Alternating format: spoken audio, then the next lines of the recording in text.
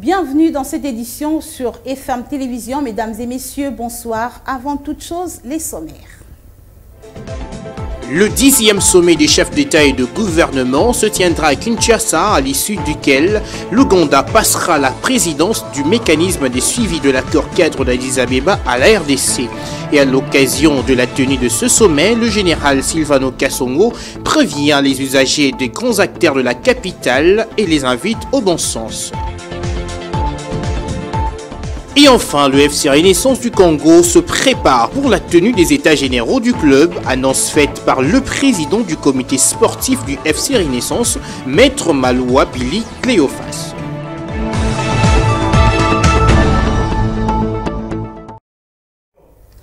Encore une fois, bonsoir. Comme annoncé au sommaire, le 10e sommet des chefs d'État et des gouvernements des pays signataires de l'accord cadre pour la paix, la sécurité et la coopération pour la RDC et la région aura lieu demain, jeudi 24 février. Au moins 4 chefs d'État africains sont attendus à Kinshasa pour prendre part à ces assises. Il s'agit des présidents sud-africains Cyril Ramaphosa, les centrafricains Faustin Archange Touadéra, le Burundais Évariste Ndayishimiye, ainsi que Yoweri Museveni de l'Ouganda. Et sachez aussi qu'à l'issue de ces sommets, l'Ouganda devra passer la présidence du mécanisme de suivi de l'accord cadre d'Addis Abeba à la République démocratique du Congo. Pour rappel, l'accord cadre pour la paix et la sécurité pour la RDC et la région avait été signé en février 2013 par 11 pays de la CIRGL sous la direction de l'ONU à Addis Abeba. Et en prévision justement de la tenue de ces 10e sommets des chefs de l'État et des gouvernements de pays signataires de l'accord cadre pour la paix, la sécurité et la coopération pour la RDC, le général Silvano Kasongo met en garde les conducteurs de véhicules et les vendeurs le long des grandes artères de la capitale congolaise. Suivez-les dans ce reportage réalisé par Lionel Ngolo. Du point sur la table, le général Silvano Kasongo ne tergiverse pas. Le numéro 1 de la police ville de Kinshasa souhaite se rassurer du bon déroulement du 10e sommet des chefs d'État et de gouvernement prévu à Kinshasa. Il faut que la population soit disciplinée, plus les conducteurs des engins roulants. Si vous entendez le son de la sirène, mettez votre engin de côté, sinon on arrête votre véhicule. C'est une question de sécurité. Nous voulons que nos invités viennent et rentrent dans la paix. Personne ne doit vendre sur la rue. La loi est dure, mais c'est la loi du temps. Gare aux récalcitrants, car ils ne s'apprendront qu'à eux-mêmes.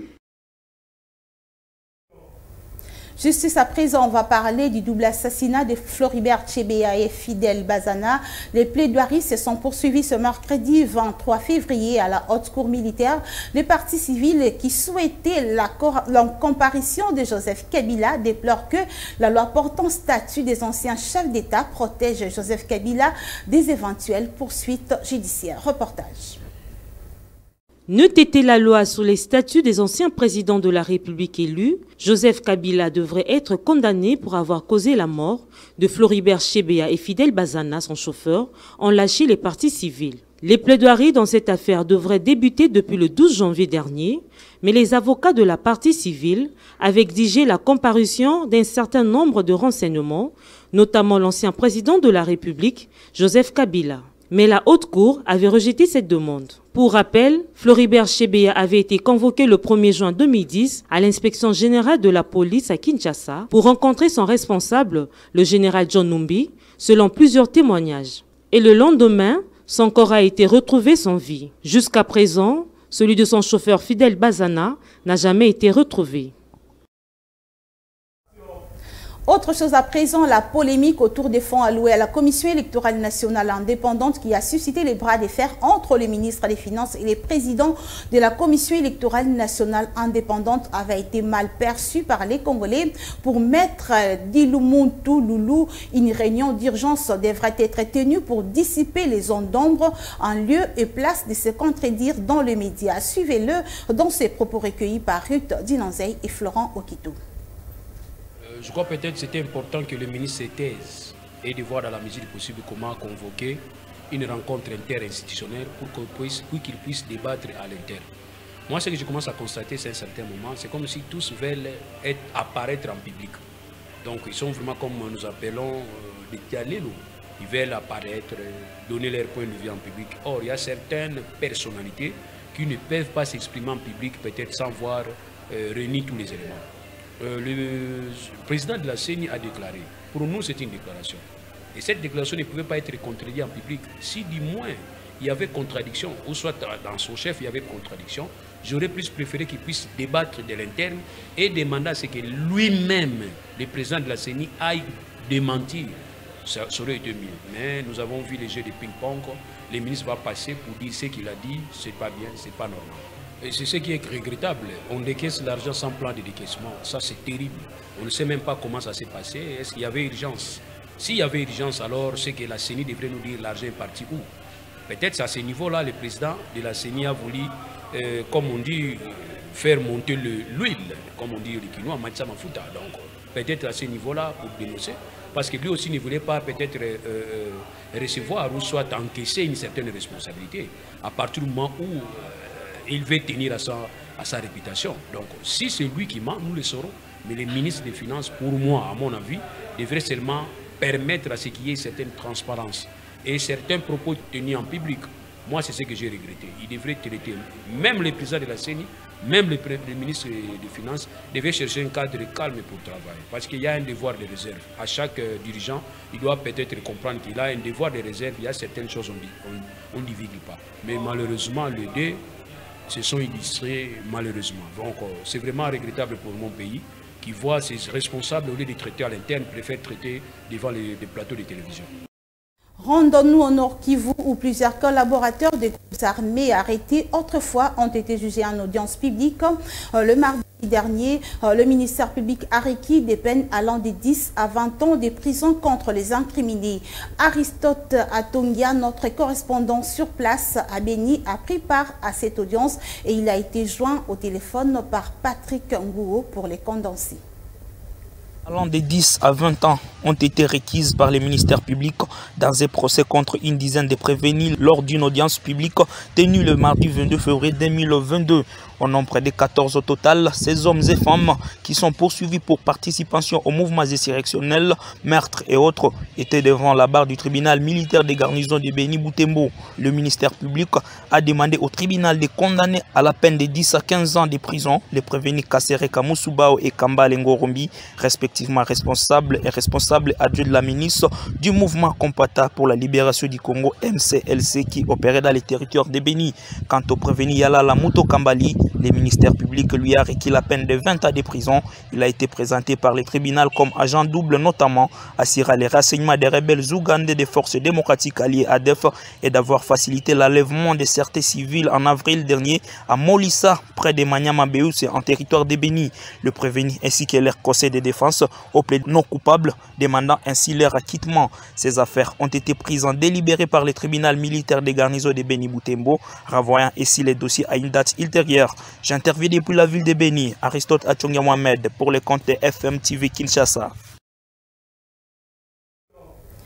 Et en page internationale, rendons-nous au Brésil où les bilans des intempéries à Petropolis s'alourdit et dépasse déjà 186 morts. C'est l'annonce faite hier mardi par les autorités du pays qui poursuivent la recherche des personnes encore portées disparues.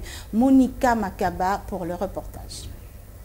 Depuis les inondations et glissements de terrain provoqués par les pluies torrentielles du 15 février, les secouristes ont retrouvé les corps de 113 femmes et 73 hommes, a annoncé la police locale, précisant que parmi elles, 33 victimes étaient des enfants. Selon la police, 69 personnes sont encore portées disparues, un chiffre qui a diminué ces derniers jours au fur et à mesure que les corps ont été identifiés ou que les familles ont retrouvé les proches sains et saufs. Les glissements de terrain ont détruit des dizaines d'habitations bâties à flaques de collines et les inondations ont fait déborder le lit des rivières, arrachant les arbres, renversant les véhicules et recouvrant les rues d'une épaisse couche de boue. Au cours des 3 derniers mois, le Brésil a été touché par d'autres pluies meurtrières qui ont fait des dizaines de morts. Par ailleurs, plus de 800 personnes ayant dû quitter leur domicile, situées dans des zones à risque, étaient encore hébergées dans des structures d'accueil d'urgence le mardi.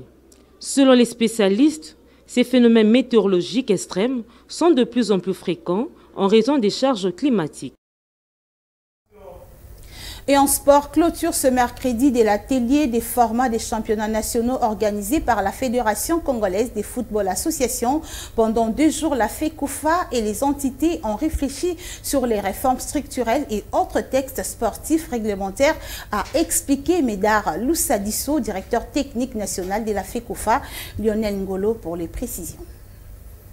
Ouvert depuis hier mardi, la Fédération congolaise de football association a procédé à la clôture des ateliers consacrés à des réformes structurelles en vue pour lesquelles le statut et autres tests sportifs réglementaires sont à révision.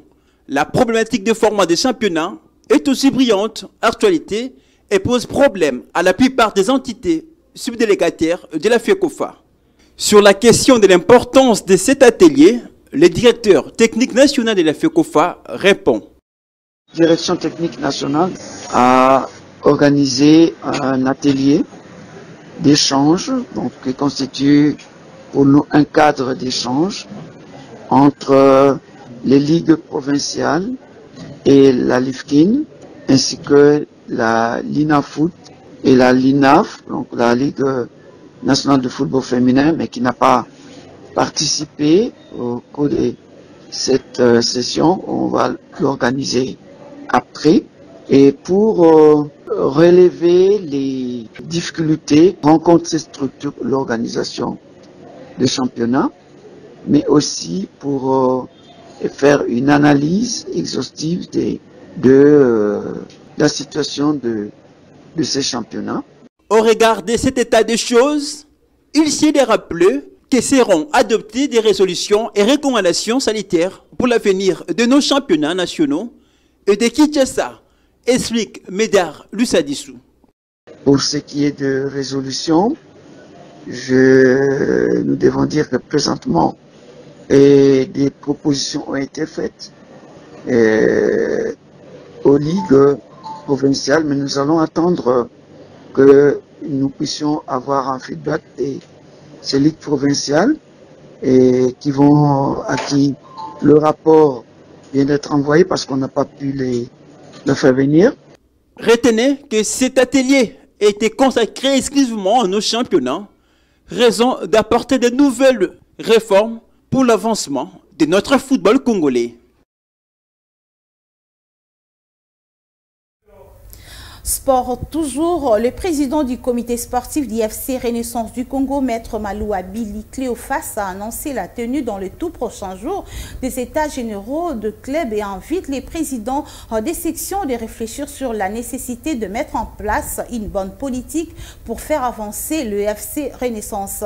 L'annonce a été faite à l'issue d'une réunion organisée avec les présidents sectionnaires. Lionel Ngolo, encore une fois de plus.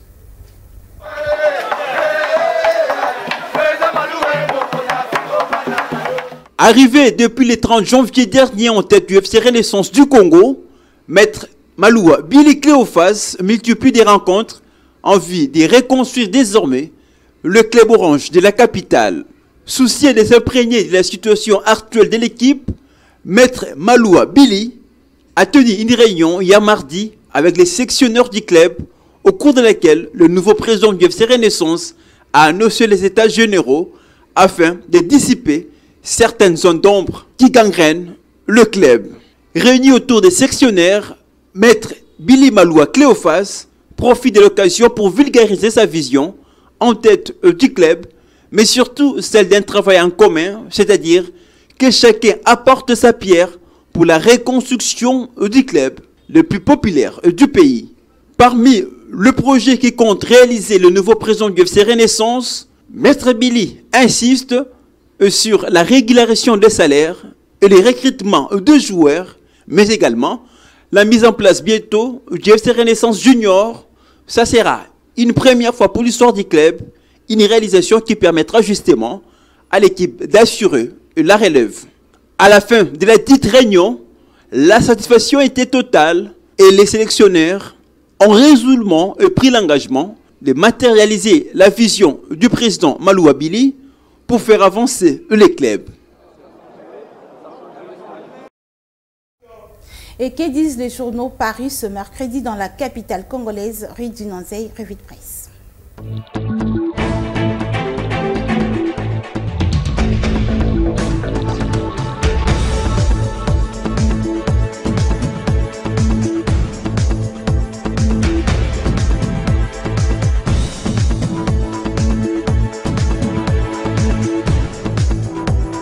Bienvenue dans cette revue de presse. Appelant à l'harmonisation des informations électorales, Fachi rassure sur la tenue des élections en 2023, titre l'avenir.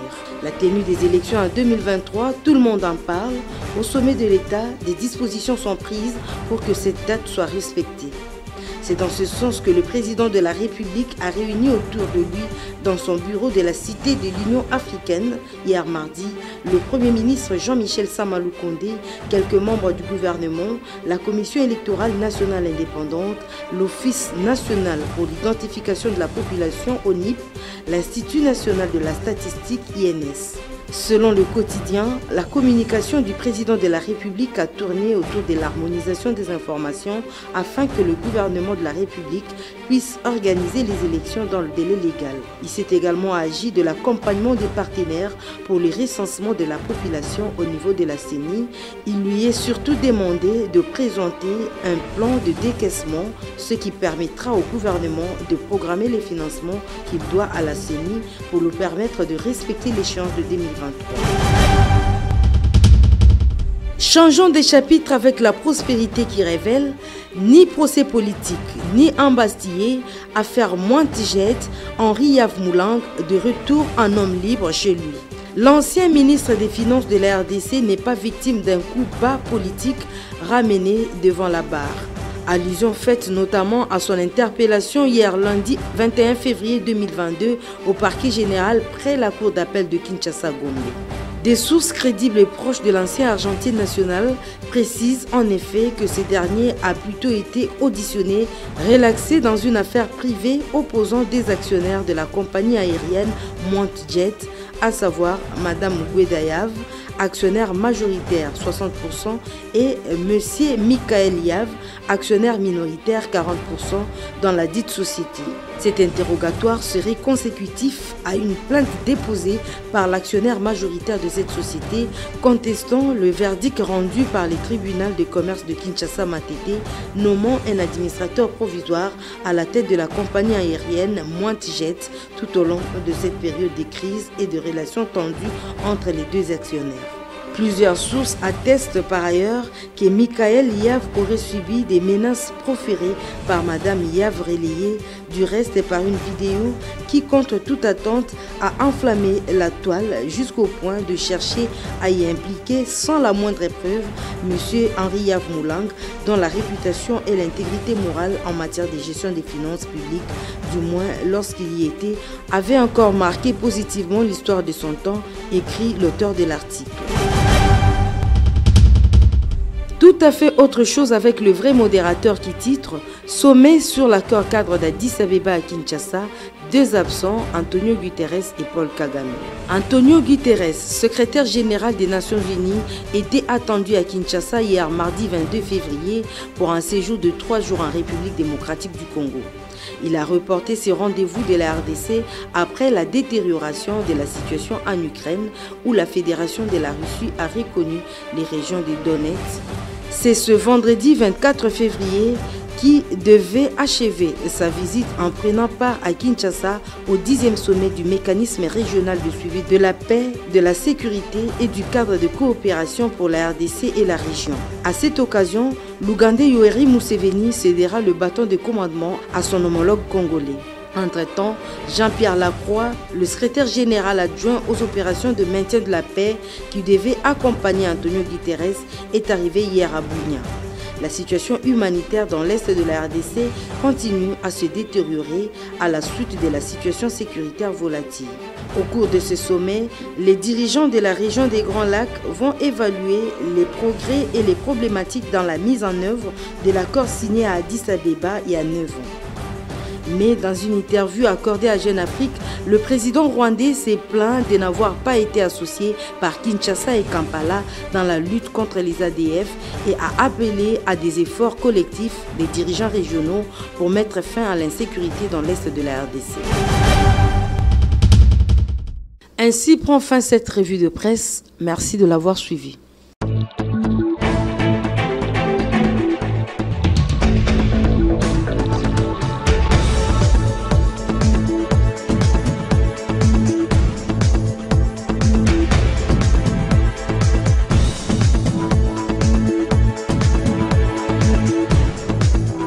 Mesdames et messieurs, ce journal est terminé, mais avant de nous séparer, le rappel des titres.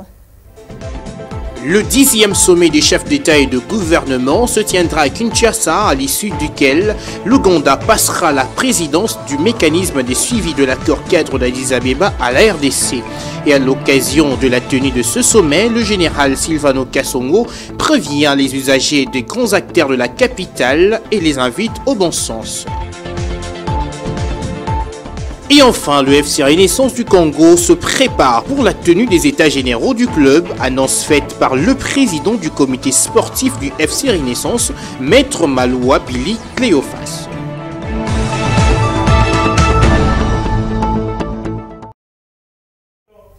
Et oui, ce journal est terminé, mesdames et messieurs, merci de l'avoir suivi. Et juste après cette grande édition du journal sur RFM Télévision, suivez la rubrique La Découverte.